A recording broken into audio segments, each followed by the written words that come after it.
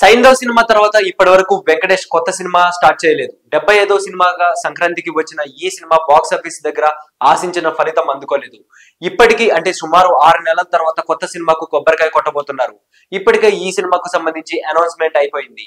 ఆ తర్వాత చాలా పుకార్లు వచ్చాయి. ఇప్పుడు వాటిని నిజం చేస్తూ సినిమా హీరోయిన్లు ఫిక్స్ అయిపోయారు. ముహూర్తం డేట్ కూడా ఇచ్చేశారు. వెంకటేష్, అనిల్ రావిపూడి కాంబినేషన్ లో దిల్ రాజు నిర్మాణంలో ఈ సినిమా రూపొందబోతోంది. ఈ చిత్రాన్ని బుధవారం పూజా కార్యక్రమాలతో లాంఛనంగా ప్రారంభించారు. ఈ సందర్భంగా రిలీజ్ చేసిన పోస్టర్ ఇంట్రెస్టింగ్ గా ఉంది. ట్రయాంగిల్ ఎంటర్టైనర్ గా రూపొందనున్న ఈ cinema excellent wife, X cap, ex girl friend మధ్య నడుస్తుందని చెబుతున్నారు.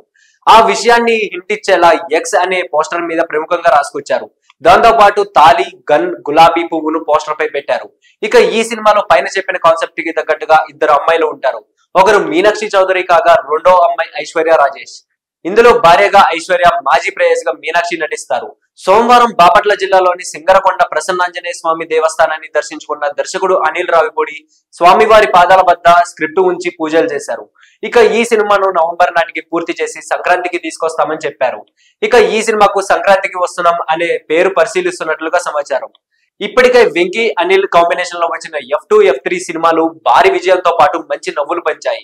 ఇప్పుడు ఈ 3వ సినిమా ఎలాంటి విజయం అందుకుంటుందో, ఎలాంటి నవ్వులు పూయిస్తుందో చూడాలి. సో ఇలాంటి మరిన్ని ఇంట్రెస్టింగ్ అప్డేట్స్ కోసం please do like, share and subscribe to our YouTube channel.